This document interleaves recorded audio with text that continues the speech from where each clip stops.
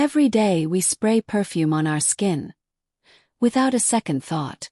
But within minutes, what we apply travels down the hair shaft, into sebaceous glands, and straight into our bloodstream, carrying chemicals into our organs, and even into our brain. Some essential oils without a carrier oil harden in the liver. Synthetic fragrances can cause even deeper harm over time. Seasons come and go, and after 10 to 20 years, our organs quietly start to suffer. Our mind begins to lose its clarity. You deserve better. Synthetic perfumes were never meant for our skin. Instead, wear them on your clothing, or in a beautiful perfume locket.